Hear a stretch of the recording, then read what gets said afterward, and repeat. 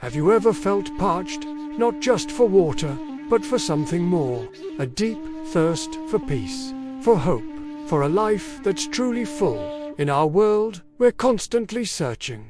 We look for fulfillment in our careers, relationships, and hobbies. But what if the ultimate satisfaction, the end of all our searching, is waiting for us? Today, we're going to journey to the very end of the Bible, to the book of Revelation, to witness a breathtaking vision, the river of life. Imagine a city unlike any other, not made of concrete and steel, but of pure gold, like transparent glass, glowing with the glory of God.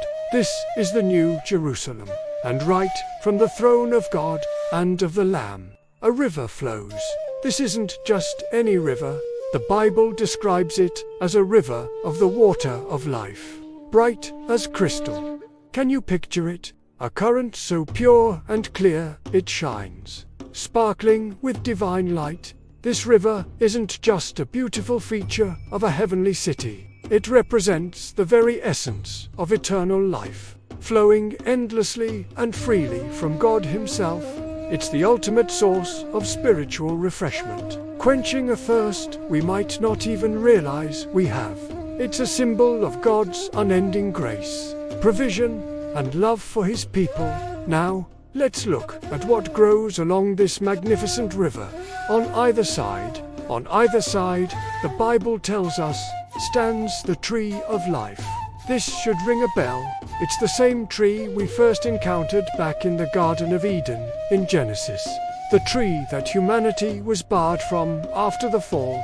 Here, in the new creation, access is restored, but it's even more glorious than before. This tree isn't just a single entity. It lines the entire river, and it's incredibly fruitful, bearing 12 different kinds of fruit, yielding a new crop every single month. Think about what this symbolizes.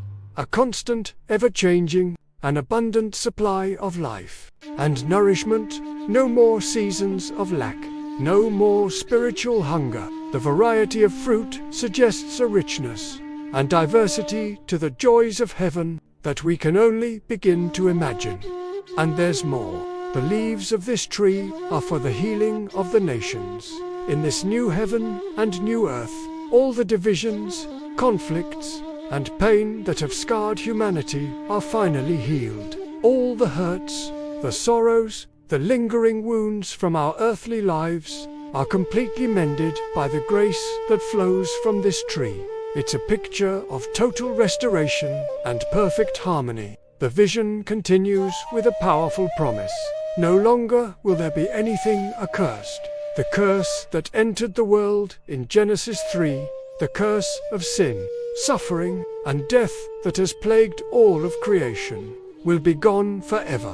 It's a final, decisive end to all that is wrong with the world. The throne of God and of the Lamb will be in the city. It's a final, decisive end to all that is wrong in, and His servants will serve Him. This isn't reluctant service. It's joyful, worshipful service, the very purpose for which we were created.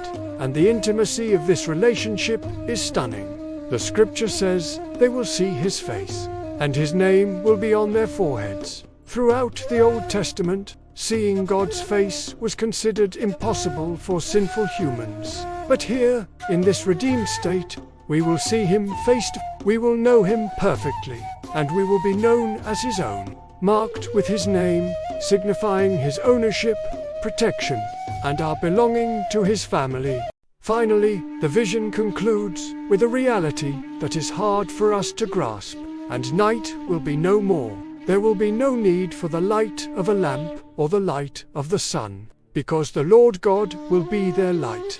The darkness, so often associated with fear, confusion, and evil, will be banished forever. Only the pure, warm, glorious light of God's own presence will remain. And in that light, the redeemed will reign forever and ever. This isn't just about living forever.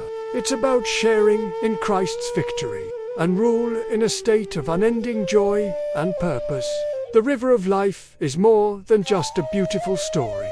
It's the ultimate promise of hope. It tells us that the pain and thirst of this life are temporary. A future awaits where every tear will be wiped away, every wound healed, and every heart made perfectly whole in the presence of our loving God. It's a future of endless light, life, and love. Thank you for joining me on this journey to the heart of heaven. I hope this vision of the river of life fills you with as much hope as it does for me.